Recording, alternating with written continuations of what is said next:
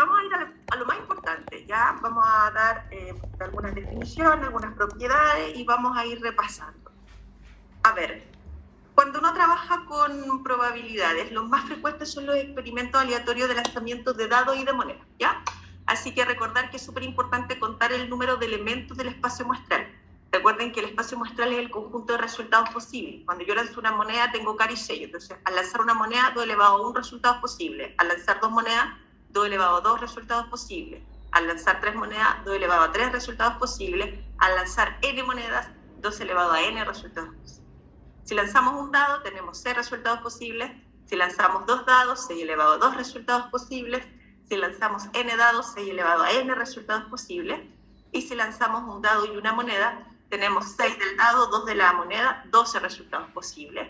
Y si lanzamos de dados y m monedas, tenemos 6 elevado a d por 2 elevado a m resultados posibles. ¿Sí?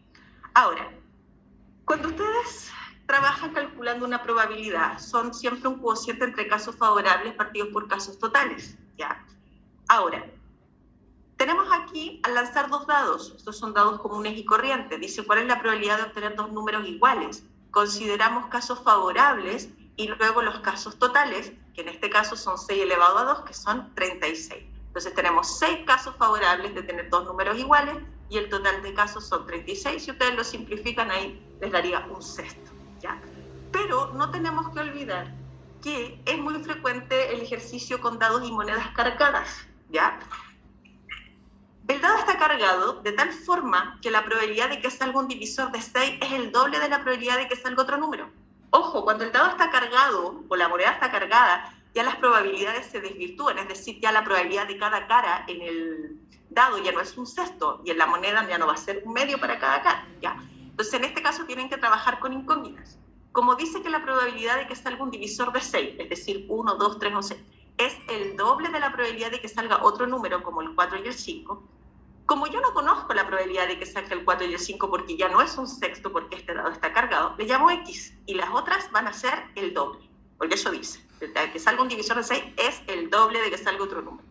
Y ahí tenemos un total de 10X, entonces si a mí me preguntan, ¿cuál es la probabilidad de que salga el número 1? Claramente esos son casos favorables, 2X de un total de 10X, que va a ser un quinto, y si lo llevan a decimal eso es 0,2. Es importante recordar que los porcentajes pueden estar expresados en decimal, en fracción o en porcentaje, ¿ya? Ahora, también nos pueden preguntar por el suceso complementario. Recuerden que los sucesos complementarios son aquellos que no tienen intersección, pero la unión da todo el espacio muestral. Cuando hablamos de que la probabilidad de que ocurra un suceso A con la probabilidad de que ese suceso no ocurra, ese es su complemento, que no ocurra, siempre esa suma de probabilidades nos tiene que dar 1. Por lo tanto, siempre que nosotros vayamos a calcular la probabilidad de que el suceso no ocurra, decimos 1 menos la probabilidad de que sí ocurra. Entonces, dice, si la probabilidad de que ocurra un suceso es 0,45, la probabilidad de que no ocurra es 1 menos 0,45, que sería 0,55, ¿sí? Ahora, un poquito más complicado. Dice, una moneda está cargada, fíjese que ya vamos a mezclar dos cosas, moneda cargada de tal manera que al lanzarla, la probabilidad de obtener un sello cuadruplica la probabilidad de obtener cara. Si esta moneda se lanza 2 veces, ¿cuál es la probabilidad de no obtener 2 sellos? Fíjese la pregunta, de no obtener 2 sellos. Entonces lo que voy a hacer yo es calcular la probabilidad de obtener 2 sellos y después digo 1 menos esa probabilidad, ¿ok? Ahora, si la moneda está cargada de tal manera que al lanzarla la probabilidad de obtener un sello cuadruplica la probabilidad de obtener cara, si la probabilidad de obtener cara es X, la probabilidad de obtener sello, 4X, ¿cierto? Entonces, eso es lo que tenemos que entender.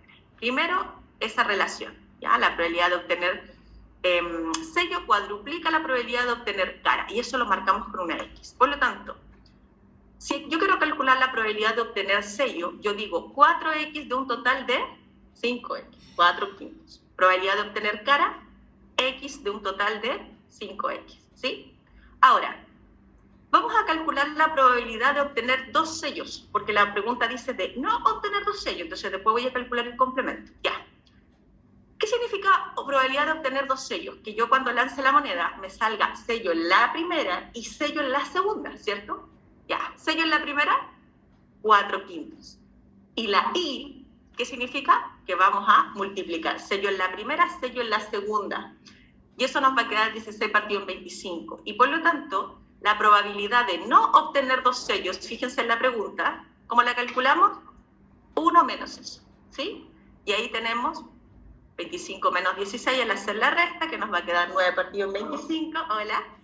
Y transformamos, bueno, si el resultado no lo vemos en fracción, lo podemos llevar a decimal o a porcentaje. Por ejemplo, cuando el denominador es 25, para llevarlo a porcentaje lo amplificamos por 4, ¿ya? Porque ahí nos queda denominador 100, y eso sería 0,36 si se lo piden en decimal. ¿Se entendió? Entonces, fíjense cómo mezclamos el elemento de la moneda cargada y los sucesos complementarios, ¿ya? Ojo con eso. Ya. Recordemos, la probabilidad del suceso imposible es 0. La probabilidad de todo el espacio muestral siempre es 1. Ojo que eso lo vamos a usar después. La probabilidad de todo suceso fluctúa desde 0 hasta 1. 0 para el suceso imposible, 1 para el suceso cierto, que es lo mismo que todo el espacio muestral, ¿ya? Por ejemplo, al lanzar un dado, ¿cuál es la probabilidad de que me salga un número menor que es menor o igual a 6? 1, que está en todos los casos, ¿cierto? Ese es el suceso cierto. Ahora, la probabilidad de que un suceso no ocurra, recuerde, es 1 menos la probabilidad de que el suceso sí ocurra, y los sucesos equiprobables son aquellos que tienen la misma probabilidad de ocurrir, ¿ya? Esos conceptos son importantes para todo lo que es probabilidad. Ahora, cuando uno trabaja con probabilidades, son muy frecuentes los ejercicios de sucesos excluyentes y no excluyentes, ¿ya? Fíjense los conceptos. ¿Qué significan los sucesos excluyentes? Excluyentes significa que no tienen intersección. Es decir, no pueden ocurrir simultáneamente. Entonces aquí cada círculo representa los sucesos de un espacio muestral. Si no pueden ocurrir simultáneamente, excluyentes. Si pueden ocurrir al mismo tiempo, o sea, puede ocurrir el suceso A y B al mismo tiempo, estamos hablando de que hay intersección. Estos sucesos se llaman no excluyentes. Entonces, todos estos ejercicios donde ustedes vean que hay sucesos que se intersectan, o sea, que pueden ocurrir simultáneamente, es bueno que los hagan con estos diagramas. Dice, en un curso de 80 alumnos, la cuarta parte de ellos habla inglés, la quinta parte francés y la décima parte ambos idiomas. ¿Cuál es la probabilidad de que un alumno escogido al azar hable inglés o francés? Entonces, fíjense, aquí tenemos la cuarta parte de 80, que es 20, la quinta parte de 80, que es 16, y la décima parte de 80, que es 8. Entonces, siempre hacer el diagrama, y si tienen la intersección, siempre partan por la intersección, es decir, tenemos 8 alumnos o 8 personas que hablan ambos idiomas.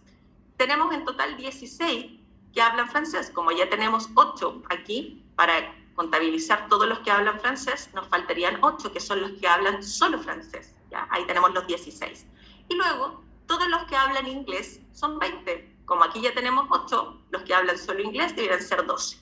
Ahora, si ustedes completan aquí, 12 más 8 son 20, más 8 son 28. Para llegar a los 80 nos faltan 52. Entonces, si a nosotros nos preguntan cuál es la probabilidad de que un alumno escogido al azar no hable ni el idioma inglés ni el francés, son 52 de un total de 80. Entonces nos pueden preguntar por la probabilidad de que hable solo inglés, solo francés, ambos idiomas, ninguno. Pero aquí nos preguntan por un O. Fíjense, esto es muy importante.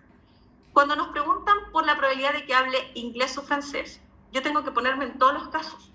Porque si yo elijo una persona que habla solo inglés, me sirve, porque es o inglés o francés. No solo inglés o solo francés, tienen que tener cuidado con eso.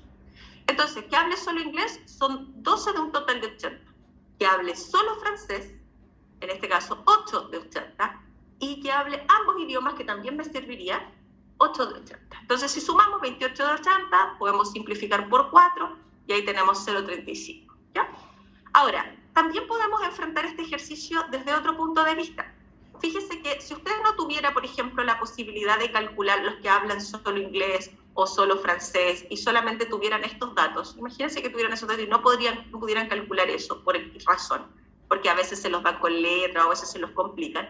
Entonces, usted también puede enfrentar este ejercicio de esta manera. Usted puede calcular la probabilidad de todos los que hablan inglés y sumarle la probabilidad de todos los que hablan francés. Pero ahí hay un pequeño detalle. Estoy contando 2 veces los que son parte de la intersección. Entonces, en ese caso, yo puedo sumar la probabilidad de todos los que hablan inglés, que son 20 de 80, todos los que hablan francés, que son 16 de 80, pero tengo el deber de que si lo hago así, tengo que restar una vez la intersección porque le estoy contando ¿cuántas veces? 2 veces, ¿ya? Y va a dan lo mismo, ¿ya? De hecho, en el control había una pregunta con letras de este estilo, en el control 6, ¿ya? Que está casi al final, ¿ya? Ahora, vamos revisando los temas más importantes y las preguntas más frecuentes de esto. Ahora, vamos a repasar la ley de los grandes números. Cuando hay un experimento aleatorio que se repite un gran número de veces, ustedes tienen que aplicar la ley de los grandes números. ¿Y qué dice la ley de los grandes números? Que la probabilidad empírica se aproxima a la probabilidad teórica. Entonces, ¿qué significa esto de la probabilidad empírica? La probabilidad empírica es la probabilidad que se calcula una vez que ya se realizó el experimento aleatorio, a diferencia de la probabilidad teórica. Por ejemplo, yo les decía en clase, chiquillos, al lanzar una moneda, la probabilidad teórica de que me salga sello es un caso de un total de 2, ¿cierto? Eso es teórico, sin hacer el ejercicio. Pero si ustedes hacen el ejercicio de lanzar la moneda muchas veces, 100 veces, y cuentan la cantidad de veces que le salió sello, eso se llama frecuencia absoluta, salió 56 veces el sello. Ahora, si usted hace la división entre 56 y 100, está dividiendo casos favorables ya partidos por casos totales. Esa es la probabilidad empírica, que también le pueden llamar frecuencia relativa, por decir que la frecuencia relativa es el número de veces que se repite el evento, partido por el total de veces que se repitió el experimento aleatorio. Entonces, aquí tenemos 0,56. Eso es la probabilidad empírica, o sea, una vez que se realizó el experimento, la probabilidad de que salga sello, ¿ya? Y cuantas más veces yo repita el experimento, más me voy a ir acercando a la probabilidad teórica. Fíjense que la probabilidad teórica es 0,5. Entonces, si yo hago la división entre 70 y 150, porque aquí se lanzó 150 veces la moneda y salió 70 veces sello, fíjense, 0,47. 200 veces lanzó la moneda, 110 veces me salió sello. Si hago la división entre 110 y 200, 0,55. Y así sucesivamente. Fíjense que siempre la cantidad de veces que sale sello es aproximadamente la mitad. Fíjese, la mitad de 500 es 250, la mitad de 400 es 200, la mitad de 300, ¿cuánto es? 150. Entonces, eso es la ley de los grandes números, que cuando usted hace el experimento un gran número de veces, la probabilidad empírica tiende a aproximarse a la probabilidad teórica, es decir, aproximadamente la mitad de los lanzamientos tiene que salir sello. Si yo lanzo 1000 veces la moneda, aproximadamente la mitad de las veces, que son 500 veces, me debiera salir sello. Y eso es solo aproximado. Eso es lo más importante de la ley de los grandes números, que es una aproximación. Porque si ustedes lanzan la moneda 1000 veces, no les va a salir exactamente 500 veces el sello, les va a salir 490, 510, pero va a estar cercano, ¿ya? Entonces, si a ustedes le dicen, mire, se lanza un dado 2400 veces, ya, el experimento se repite muchas veces, ley de los grandes números. Entonces, ¿cuál de las siguientes proposiciones son verdaderas? ¿La cara con 4 puntos saldrá exactamente 400 veces? Exactamente no. Es aproximadamente. ¿Por qué? Porque la probabilidad teórica de que me salga la cara con 4 puntos, ¿cuánto es? Un sexto. Y la sexta parte de 2400 veces es 400. O sea, que aproximadamente si yo hago el ejercicio de lanzar el dado 2400 veces, 400 veces me debiera ser aproximadamente la cara con 4 puntos. O sea, me podría salir 390, 410, ¿entiendes? Eso. Y lo mismo, siempre para las otras caras, todas tienen la misma probabilidad porque es un dado común. O sea, todas las caras tienen la probabilidad un sexto de salir. Pero, por ejemplo, aquí dice, la cara con un punto saldrá la misma cantidad de veces que la cara con 6 puntos. Fíjense que tienen la misma probabilidad teórica de salir, pero eso no significa que van a salir la misma cantidad de veces, ¿ya? Por lo tanto, esto es falso, eso es falso. ¿Se entiende? Ahora, todas las caras tienen la misma probabilidad teórica de salir, eso sí, porque todas tienen un sexto teóricamente de salir, ¿ya? Cada una de las caras puede salir aproximadamente 400 veces. Eso es correcto, porque la sexta parte de 2400 es siempre 400. Es una aproximación, ¿ya? Ley de los grandes números, cuando el ejercicio se hace, el experimento se repite un gran número de veces. Entonces, hemos visto probabilidad clásica, hemos visto la probabilidad del suceso complementario, vimos ley de los grandes números, y ahora vamos a revisar Pascal. Pero también vamos a revisar la probabilidad de la unión, que tiene 2 casos, para suceso excluyente y no excluyente, y de la intersección para suceso independiente y dependiente. Entonces, nos falta revisar estos 3 puntos. Vamos con Pascal. ¿Cuándo uno usa el triángulo de Pascal en probabilidades? Eso es lo primero.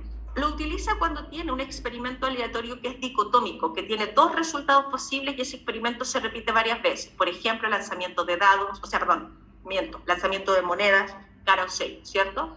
El sexo de una persona, hombre o mujer, vamos a elegir al azar entre verdadero y falso o correcto y incorrecto. Todos esos ejercicios que tienen solo dos resultados posibles, entonces estamos hablando de un experimento aleatorio dicotómico y lo podemos resolver con Pascal. Ahora, Pascal es una herramienta porque nos permite visualizar todo el espacio muestral. Recuerden que partimos con un triángulo con 3 unos y después vamos sumando. Entonces vamos a poder construir este triángulo sumando siempre los extremos y luego al principio y al final de cada fila ponemos 1, ¿ya? Aquí 1 más 3, 3 más 3, 3 más 1. Ahí vamos poniendo los resultados y en los extremos ponemos 1.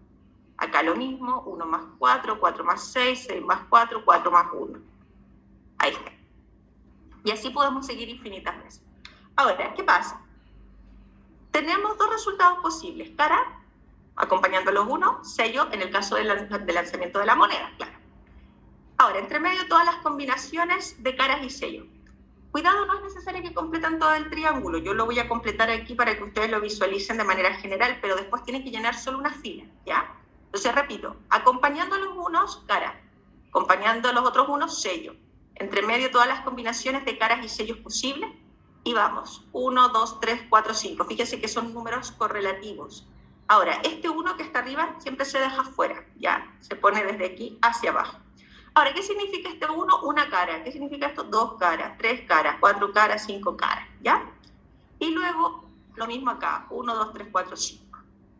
Y después, fíjense, vamos a ir bajando. 5, 4, 3, 2, 1. Lo mismo acá. 5, 4, 3, 2, 1. Y así 4, 3, 2, 1. 4, 3, 2, 1. 3, 2, 1. 3, 2, 1. Y 2, 5. ¿Ya? Ahora, insisto, esto lo que hace es visualizar todo el espacio muestral. Si yo lanzo una moneda, tengo una manera de que me salga una cara y una manera de que me salga un sello. Si yo lanzo dos monedas, tengo una manera, fíjese, de que me salgan dos caras, dos maneras de que me salga una cara con un sello y una manera de que me salgan dos sellos. Eso es lo que dice el espacio muestral. Acá, tres lanzamientos, una manera de que me salgan tres caras, tres maneras de que me salgan dos caras con un sello. Fíjese, aquí tenemos las tres caras. Aquí tenemos tres maneras de que me salgan dos caras con un sello, tres maneras de que me salga una cara con dos sellos y una manera de que me salgan los tres sellos. Y después eso sigue creciendo exponencialmente. Recuerden que estos son dos resultados posibles, estos son 2 elevado a 2 resultados posibles, estos son 2 elevado a 3 resultados posibles. ¿Por qué? Porque va aumentando en base 2 porque estamos trabajando con dos resultados posibles y esa es la cantidad de monedas que estamos lanzando. Lanzamos 1, 2, 3 y así sucesivamente, ¿ya? Entonces, si a mí me preguntan, por ejemplo, al lanzar 5 monedas, ¿cuál es la probabilidad de que me salgan 3 caras? Entonces yo digo, al lanzar 5 monedas que me salgan 3 caras, aquí tenemos 10 casos favorables de un total de ¿cuánto? Como estamos lanzando 5 monedas, 2 elevado a 5. O sea, 10 de 32. Y eso nos sirve para calcular probabilidades. Entonces, ¿qué pasa? Importantísimo. Estos numeritos que estáis encerrando de verde, si ustedes los suman, dan todos los casos totales. Fíjense, si usted suma 1 más 5 más 10 más 10 más 5 más 1, les va a dar 32, ¿ya? Entonces, para calcular los casos totales tienen dos opciones. Suman los números grandes o trabajan con potencias de base 2. Son dos resultados posibles y estás lanzando la moneda 5 veces. Es lo mismo, ¿ya? Entonces, si a ustedes les preguntan por lanzar la moneda 4 veces, ¿cuál es la probabilidad de obtener 3 caras? Tienen que construir este triángulo hasta el cuarto nivel. ¿Por qué? Porque están lanzando la moneda 4 veces, ¿ya? Entonces, es muy importante que construyan el triángulo. Recuerden que el triángulo, ese no se considera como un nivel. Ese es el primer nivel, ese es el segundo, este es el tercero y este es el cuarto nivel, ¿ya? Entonces, nosotros vamos a completar solo el cuarto nivel. ¿Por qué? Porque estamos lanzando 4 veces la moneda. Entonces, tenemos cara y sello y entre medio todas las combinaciones de cara y de sello.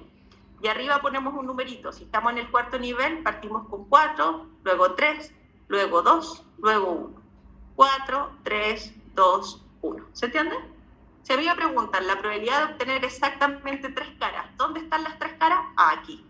¿Sí? 3 caras con un sello. ¿Cuántos casos favorables tenemos?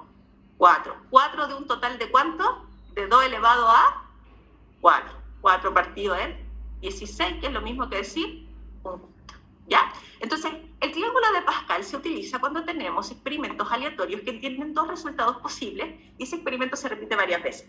Ahora, este tiene una limitante, en el sentido de que si el experimento se repite, por ejemplo, muchas veces, por ejemplo, lanzamos la moneda en vez de 4 veces, ya 10 veces, no es cómodo trabajar con Pascal porque es muy largo el desarrollo. Bueno, ahí les voy a mostrar otro camino ya para hacerlo en caso de que tengan que lanzar muchas monedas, ya, pero no creo que sea tan así, pero podría parecer, ya, porque ahí necesitan trabajar con combinatorias y son muchas repeticiones. A ver, otro ejemplo, dice un matrimonio espera trillizos, ¿cuál es la probabilidad de que por lo menos uno de los bebés sea mujer? Entonces, claramente, aquí cada guaguita es un experimento aleatorio desde el punto de vista de su sexualidad, por lo tanto, vamos a construir el triángulo hasta el tercer nivel, primero, segundo, tercero, por decir que este no se cuenta. Entonces, claramente tenemos hombre y mujer en los extremos y entre medio todas las combinaciones de hombre y de mujer. Como estamos en el tercer nivel, partimos con 3, luego 2, luego 1, 3, 2, 1. Y luego me preguntan, ¿cuál es la probabilidad de que por lo menos uno de las bebés sea mujer? ¿Qué significa por lo menos uno de los bebés sea mujer? Que como mínimo, dentro de los trillizos me salga una mujer, o sea, una o 2 o 3. Eso es como, por lo menos, como mínimo. Entonces vamos a contar todos estos casos. Recuerden que lo es una suma, ¿ya? Entonces, ¿qué pasa?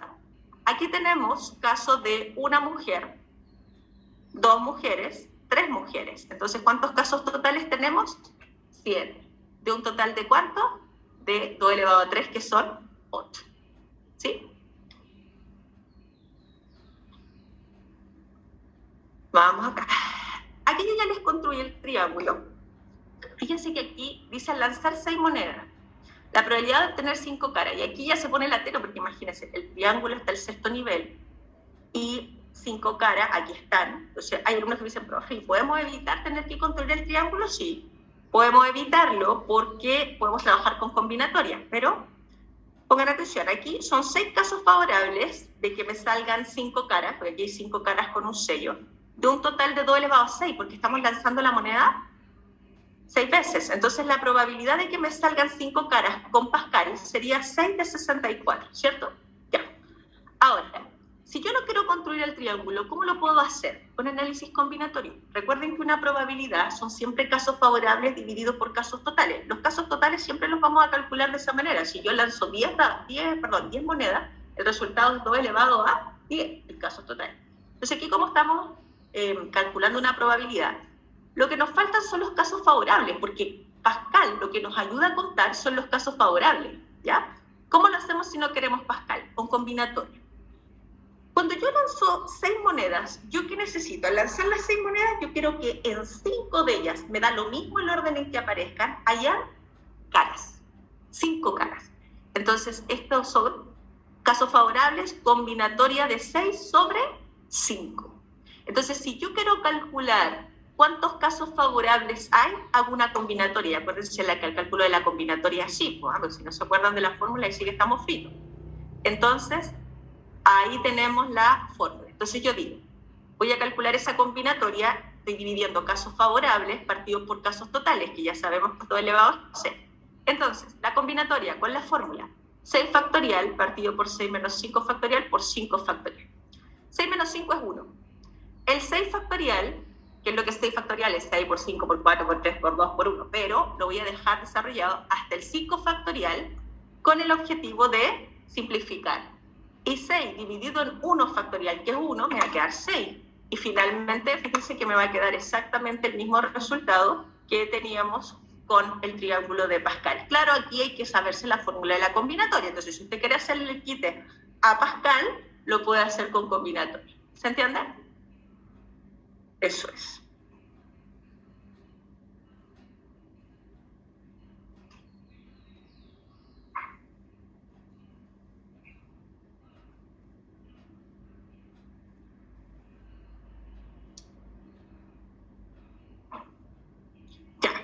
visualizado las leyes de los grandes números, el triángulo de Pascal. Vamos con la probabilidad de la unión.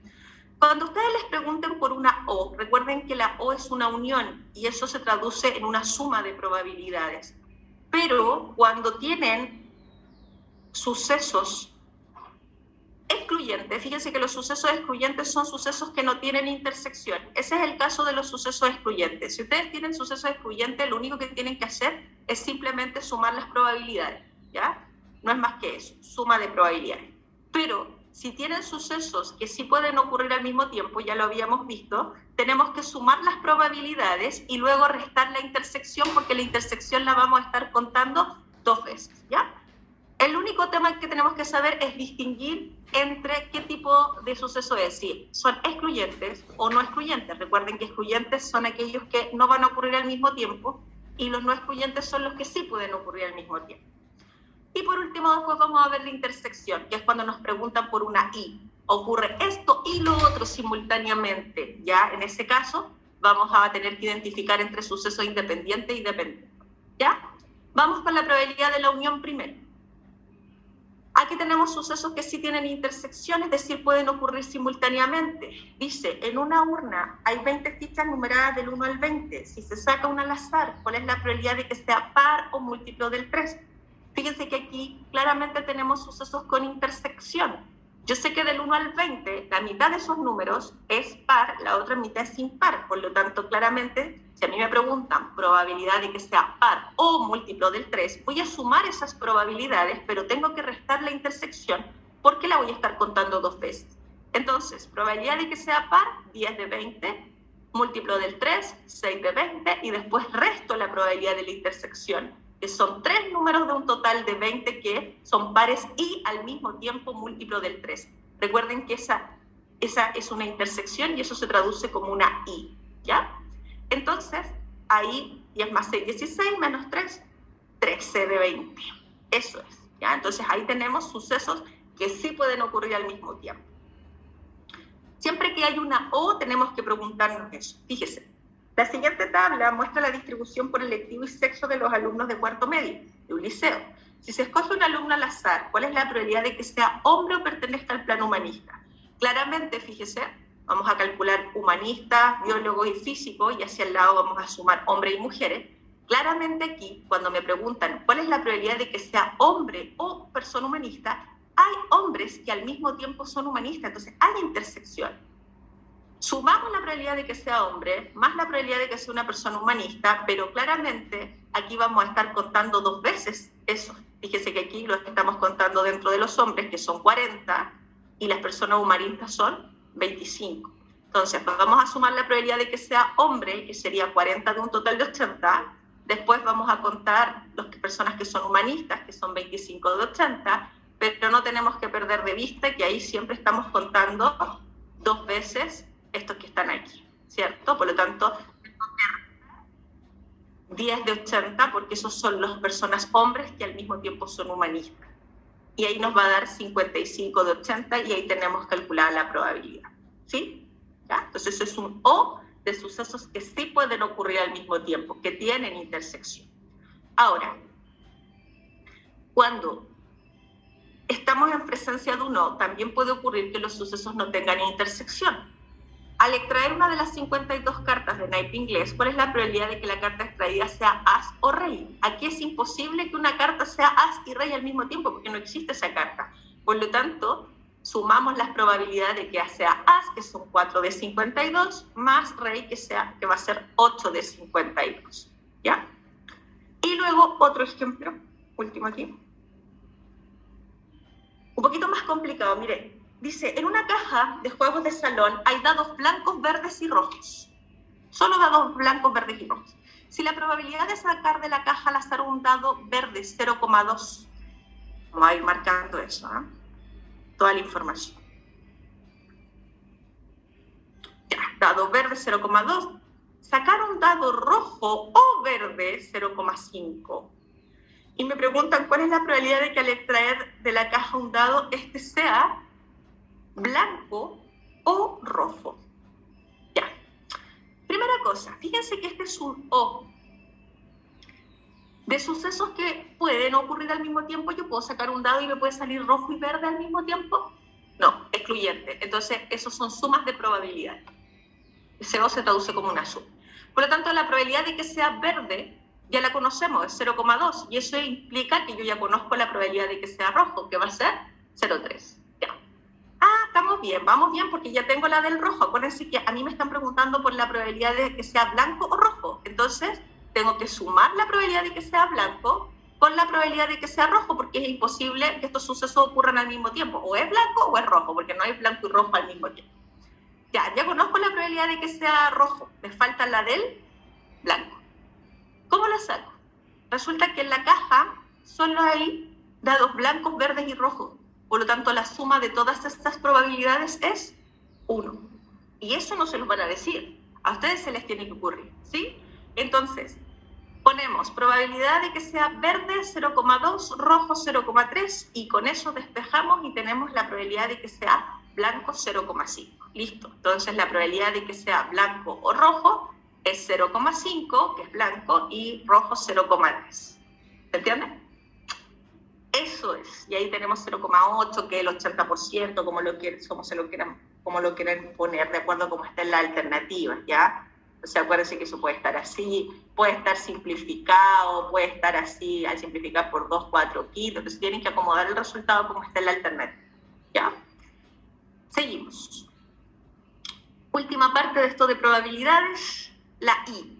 Cuando a mí me preguntan por la probabilidad de que ocurra un suceso y el otro, siempre vamos a multiplicar. El tema es que hay dos tipos de sucesos aquí. Cuando hay un I, usted tiene que identificar si los sucesos son independientes o dependientes.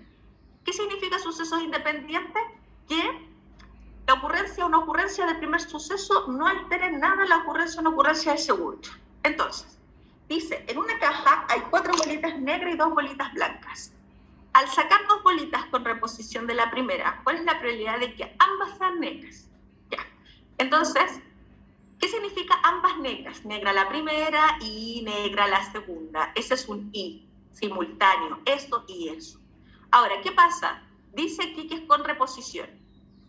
Eso significa que cuando yo saco la primera bolita, la miro, la devuelvo, y para la segunda extracción todo queda en las mismas condiciones. Por lo tanto, por eso son sucesos independientes. Entonces, la probabilidad de que la primera extracción sea una bolita negra, 4 de 6.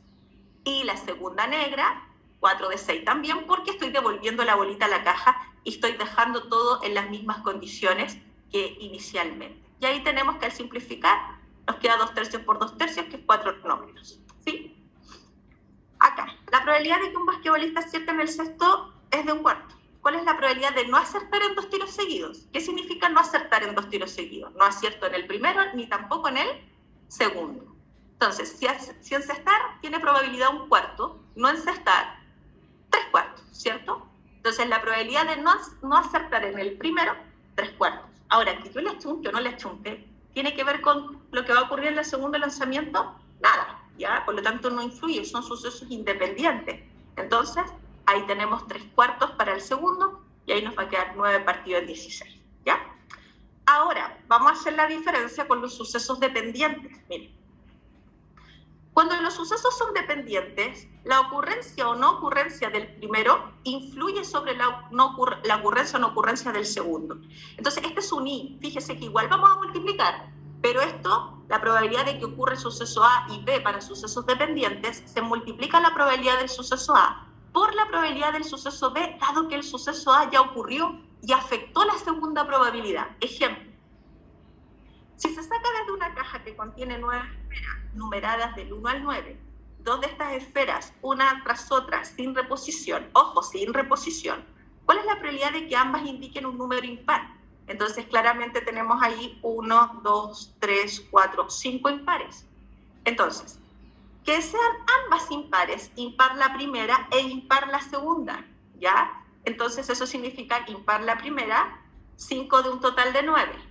Pero ahora vamos a pensar que es sin reposición, y ese sin reposición hace que las probabilidades para la segunda extracción ya no sean la misma.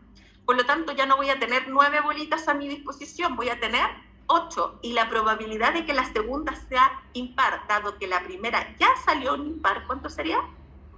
Exacto, 4 de 8, ¿ya? Y eso significa que la probabilidad del segundo suceso se vio alterada por la primera, por eso son sucesos dependientes. Pero de todas maneras tenemos que multiplicar, ¿ya?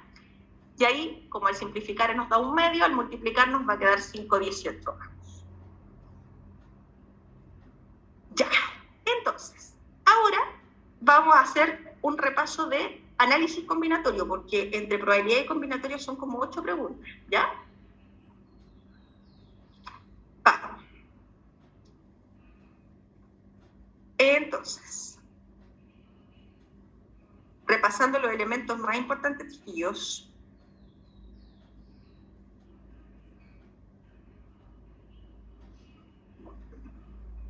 Ya, vamos, combinatoria.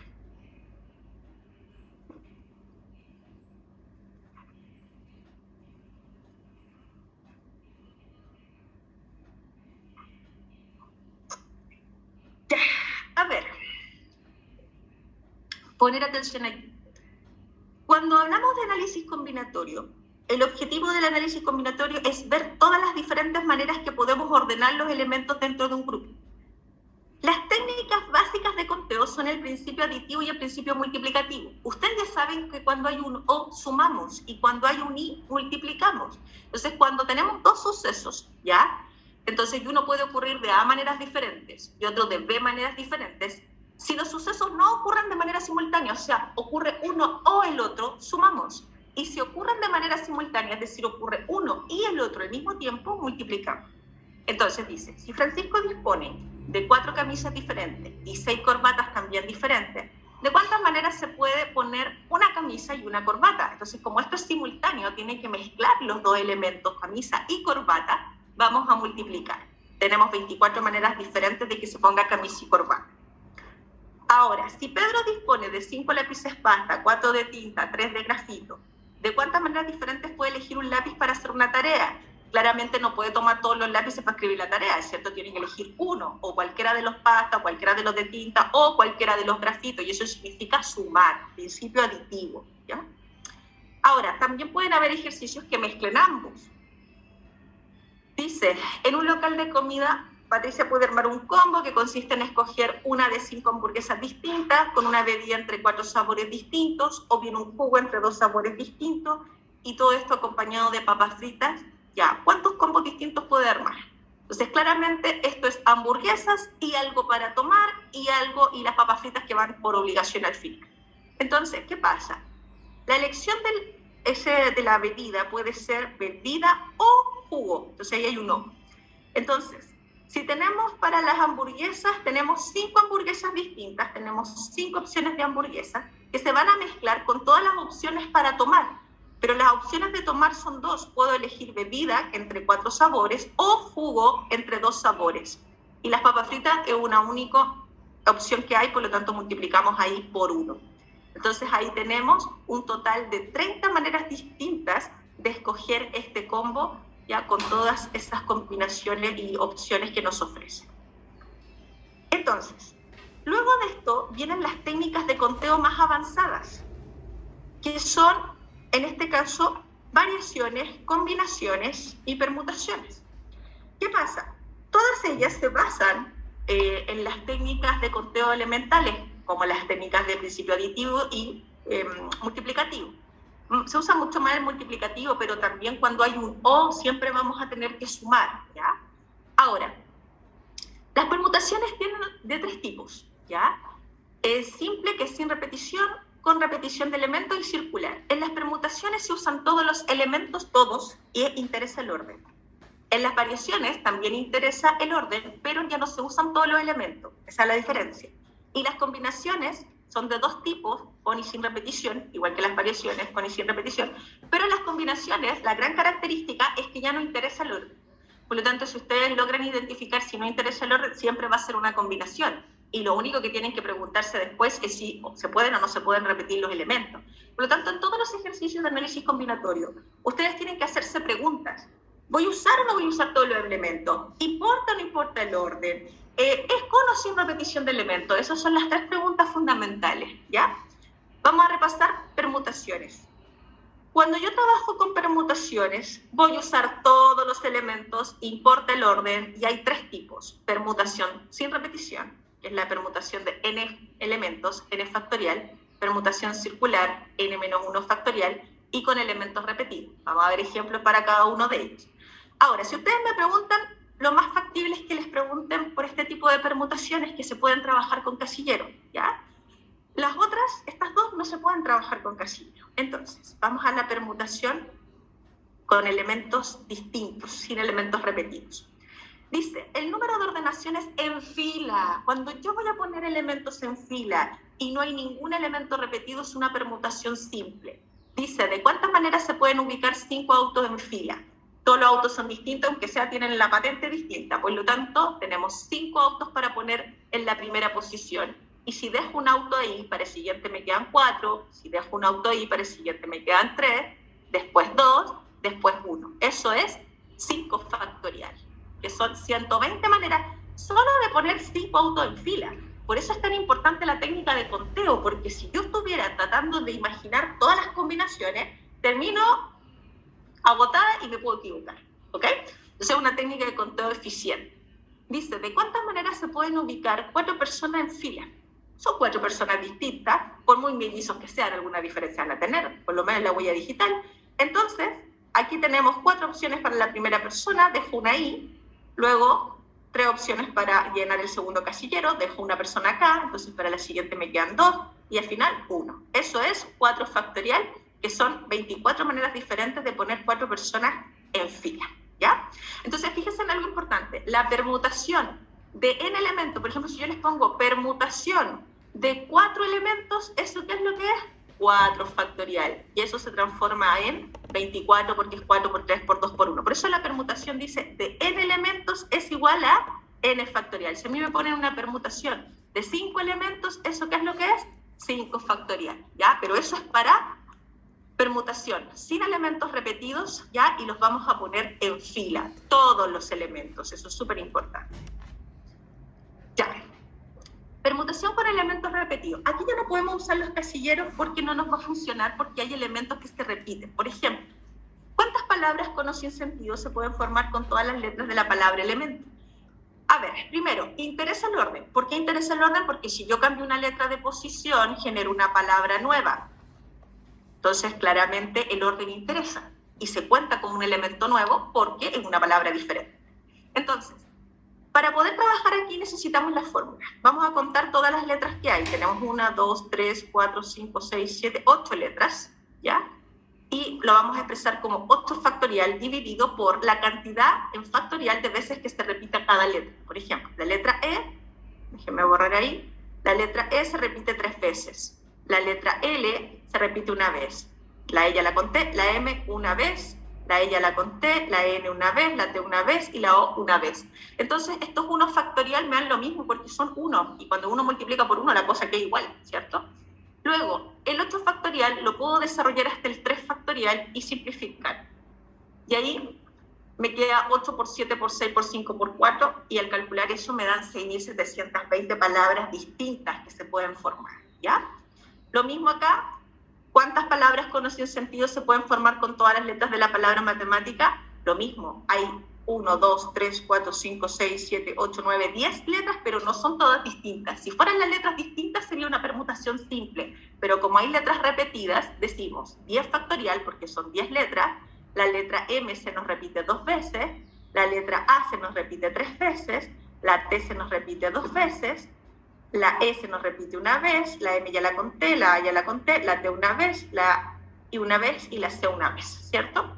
Entonces, ahí tenemos que estos 1 no es necesario escribirlos, y habitualmente los alumnos me dicen, profe, ¿tenemos que calcular eso? Bueno, yo creo que habitualmente no, porque este cálculo es un poquito largo. Miren, lo vamos a hacer. El 10 factorial lo puedo expresar como 10 por 9, por 8, por 7, por 6, por 5, por 4, y hasta el 3 factorial.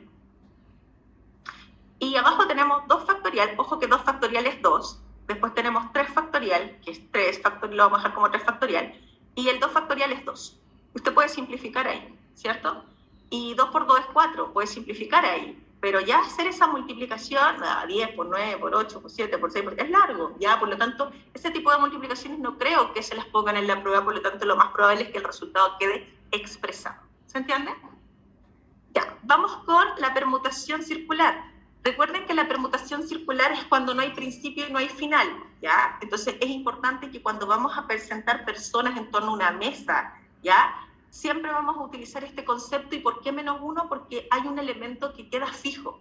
Cuando yo voy a pensar en sentar 4 personas en torno a una mesa, siempre hay uno que queda fijo, da lo mismo, cualquiera. Entonces, cuando ustedes quieran contar de cuántas maneras se pueden ordenar de manera en disposición circular, da lo mismo si la mesa es redonda, cuadrada, triangular, chiquillo, eso es importante. El tema es que hay uno que queda fijo y en ese caso son 6 maneras distintas de sentarse en torno a la mesa, ¿ya? Si yo tengo que sentar 5 personas alrededor de una mesa, entonces tenemos ahí 5 menos 1 factorial, que sería 4 factorial. Entonces, ¿por qué -1? Acuérdense, porque hay uno que queda fijo y son 4 los que se cambian de posición. Y ahí tendríamos 24 maneras ya de sentar 5 personas en torno a una mesa, ¿ya? Ahora, aquí tenemos un ejercicio un poquito más complejo. Dice, el directorio de una empresa está constituida por 10 personas. ¿De cuántas maneras diferentes se pueden sentar todos alrededor de una mesa con 10 sillas?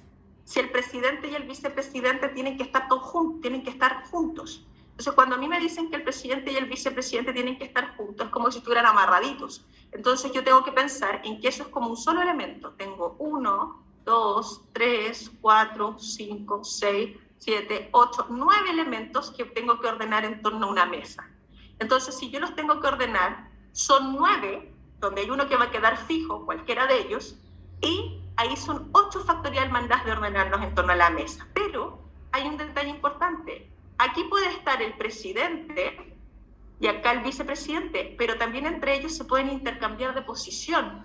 Por lo tanto, tenemos 2 factorial maneras de que ellos se sienten juntos, se pueden intercambiar. Bueno, 2 factorial es lo mismo que decir 2, pero desde el punto de vista de las alternativas, si ustedes se fijan, aparece el 2 factorial, así que lo vamos a dejar como 2 factorial.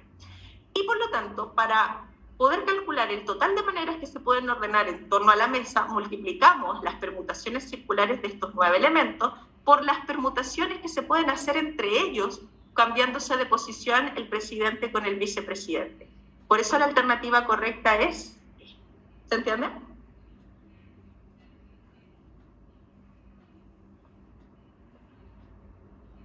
Ya, variaciones. Fíjese, las variaciones aquí son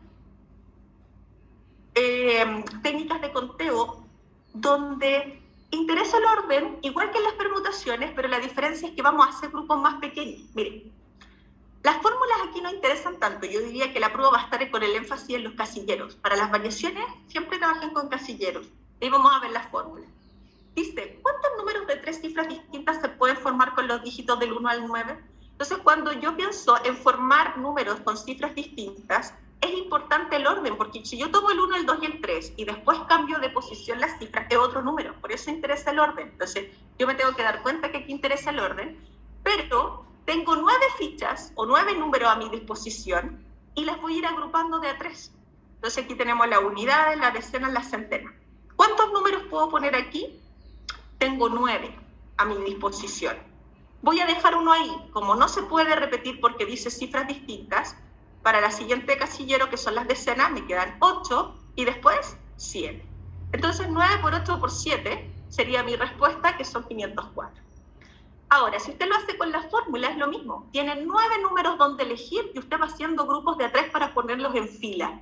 Por lo tanto, interesa el orden porque van en fila y si yo les cambio la posición, interesa el orden. Por eso es una variación.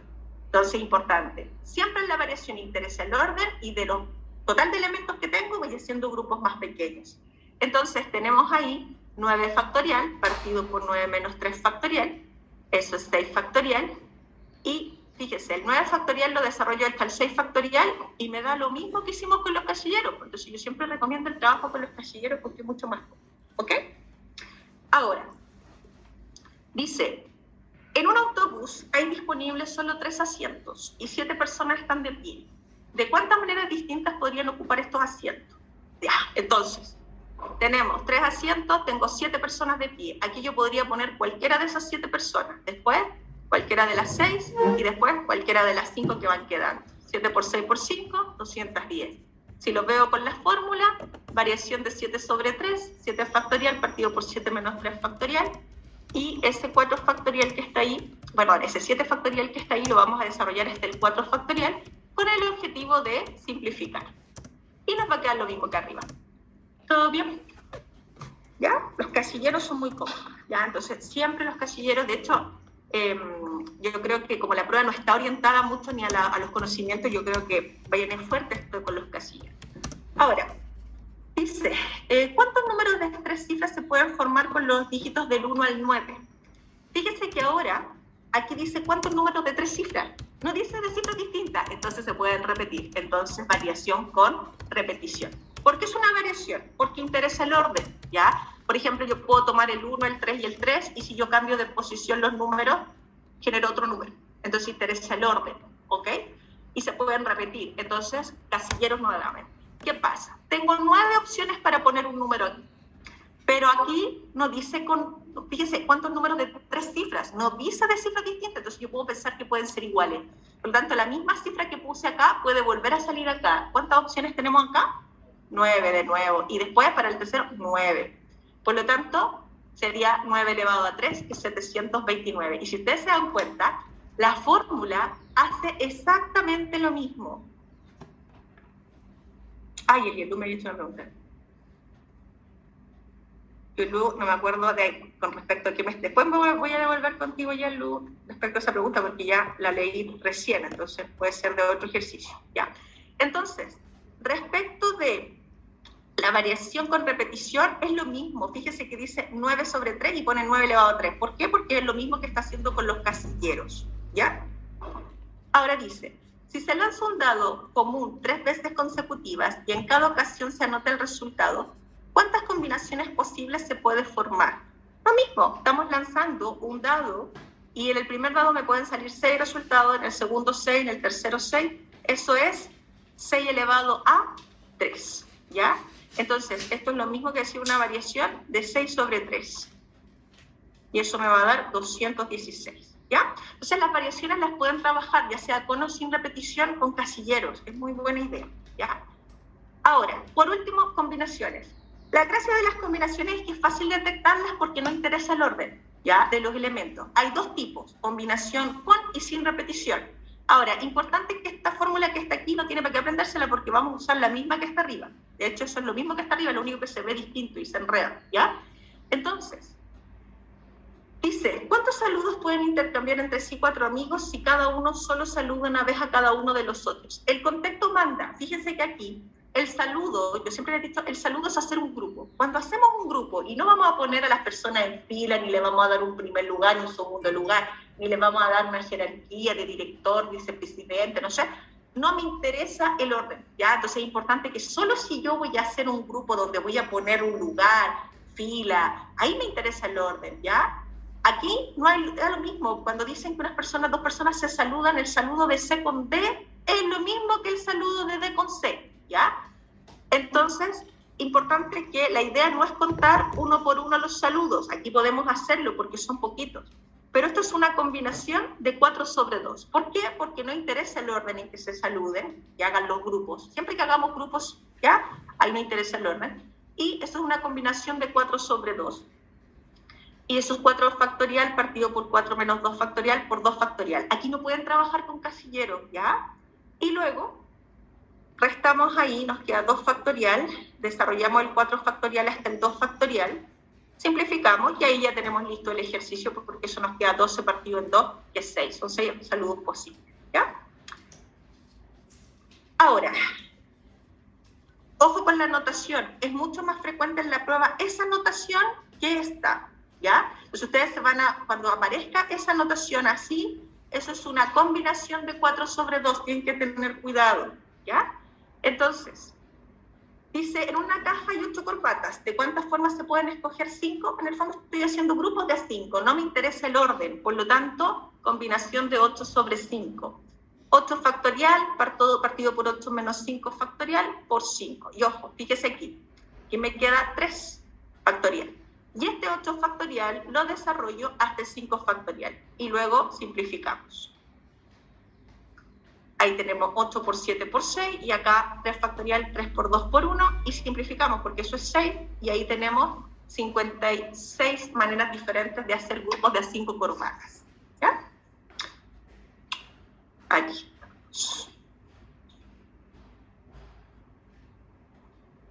Dice, al unir 5 vértices de un heptágono, ¿cuántos pentágonos se pueden obtener? Ojo, cuando yo hago grupos de A5 aquí, porque un heptágono tiene 7 vértices y hago grupos de A5 para formar pentágonos, puedo formar muchos. Para no contarlos uno por uno, utilizo técnica de conteo. ¿Qué técnica de conteo? Veamos. Si yo hablo del pentágono A, B, E, F, G, ¿hay alguna diferencia de que lo nombre al revés? G, F, E, B, A. No, es el mismo. Como es el mismo, no me interesa el orden. Por lo tanto, es una combinación donde tengo 7 vértices para elegir y los voy agrupando de A5. ¿Se entiende? Entonces, eso es lo que me interesa, que ustedes logren identificar cuándo es una combinación, cuándo es una variación, cuándo es una permutación. Y si son elementos en fila, ¿ya? Y interesa el orden, trabajen con los casilleros, es bueno. Pero aquí no pueden porque aquí ya no interesa el orden. ¿Ya? Y ahí hacen los cálculos respectivos y van a llegar al total de pentágonos que puedes formar con 7 vértices. ¿Ya? Ahora, esta no creo que parezca, porque nunca le han preguntado combinación con repetición. Dice, en este caso no interesa el orden, pero se pueden repetir los elementos. Dice, en una vitrina se ofrecen 4 tipos de pasteles, ¿ya? Tenemos chocolate, arándano, frutilla, panqueque naranja. ¿De cuántas maneras se pueden escoger estos 3 pasteles? Claramente, el orden en que yo le pida los pasteles a la niña en la pastelería da lo mismo. Voy a elegir 3. Puedo pedir chocolate, arándano, frutilla, y si cambio el orden va a ser el mismo grupo. Por lo tanto, aquí no interesa el orden, ¿ya? Ahora, esto es una combinación con repetición. ¿Por qué? Porque yo puedo pedir los 3 pasteles de chocolate, o los 3 de frutilla, o 2 de chocolate, y 1 de arándano. Entonces, se pueden repetir los sabores. Entonces, combinación con repetición de 4 sobre 3. Escúchenme, esto de aquí no es necesario. Usted lo único que tiene que hacer es transformar la combinación con repetición a una combinación simple. Es decir, esta combinación con repetición de 4 sobre 3, usted la transforma a una combinación simple sumando 4 con 3 y restándole 1. 4 más 3 es 7, menos 1, 6. Y el 3 se queda tal cual, ¿ya? Entonces esto es una combinación de 6 sobre 3 y ocupa la misma fórmula que antes, ¿ya? Entonces antes nosotros decíamos 6 factorial partido por 6 menos 3 factorial por 3 factorial. Bueno, ahí yo ya hice el cálculo directo. ¿Se entiende? Eso es todo. Y ahí estamos. ¿Ya? Una sola cosa antes de terminar, chiquillos, la materia. Ojo con esto.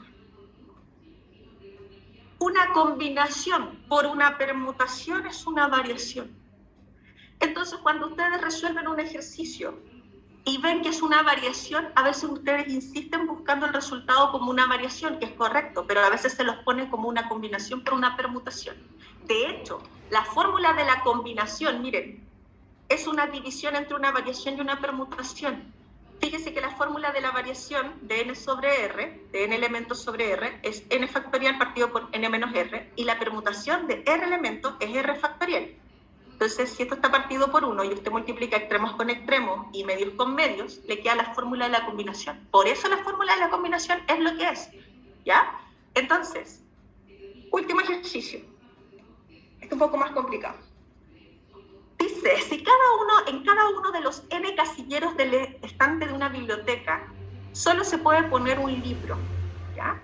Si se desea colocar 2 libros en este estante, ¿de cuántas maneras se puede hacer? Vuelvo a leer. Tenemos n casilleros, háganse un dibujo, n casilleros, ¿ya? Solo se puede poner un libro en cada casillero.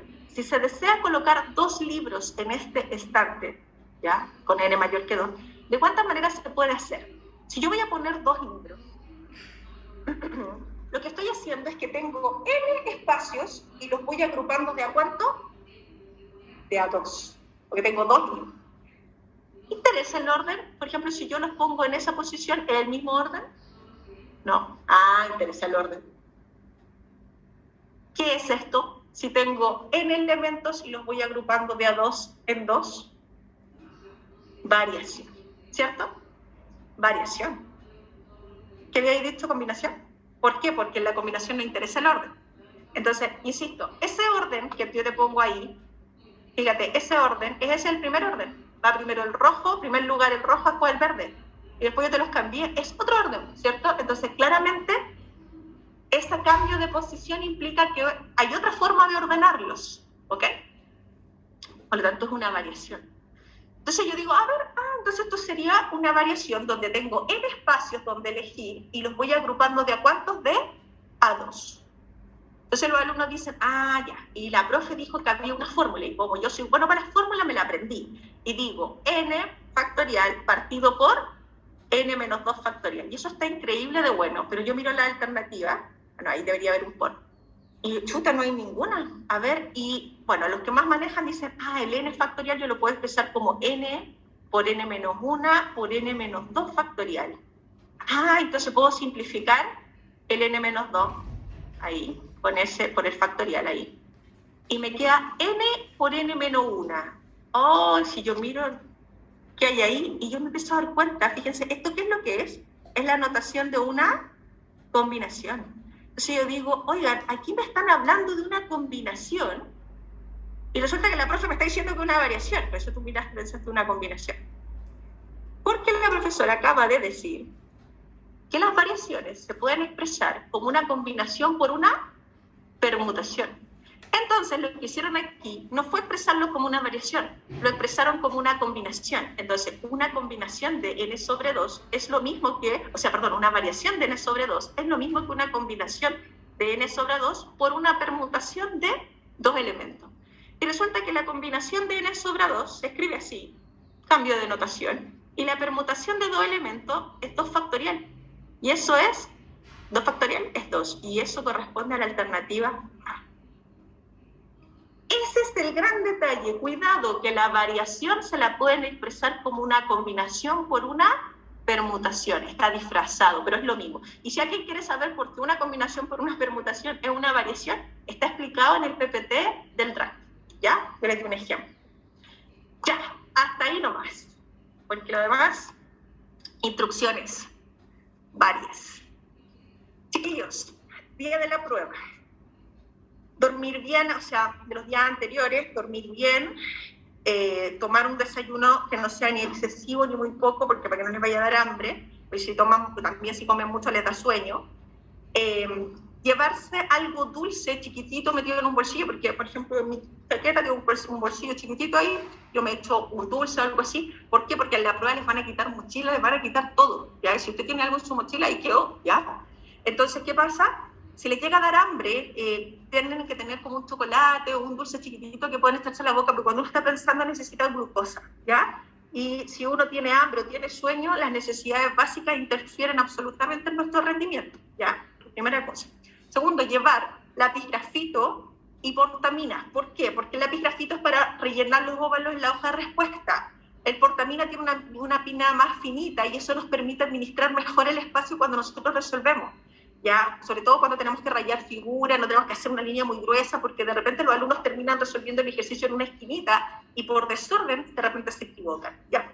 Entonces, administrar bien el tiempo, además, chiquillos, no se queden pegados en ninguna pregunta, empiezan de donde quieran, del final, del principio, pero administrando bien su tiempo. Si hay una pregunta que no sale, yo me digo a mí mismo, más rato la resuelvo, la dejo al final, y vamos pasando y vamos haciendo todas las preguntas que fluyan de manera rápida y espontánea. Si perdíamos una pregunta, podemos perder tiempo valioso de algunas preguntas que al final a lo mejor no las alcanzamos ni a leer, ¿ya? Entonces, administrar bien el tiempo, llevar goma de borrar y llegar temprano, no llegar corriendo en los últimos 5 minutos porque puede pasar cualquier cosa. Los que van en metro, los que van en bici, como vayan, chiquillos, les pueden pasar cualquier cosa en el trayecto. Entonces vayan con tiempo para que no lleguen estresados, porque perder tiempo en la prueba de matemática, eso es fatal. Es una prueba larga, ocupen todo su tiempo.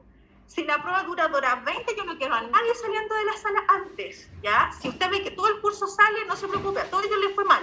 Usted ocupa las 2 horas 20, aunque el examinador lo mire con cara de lo que sea, usted ahí se queda, ¿ya?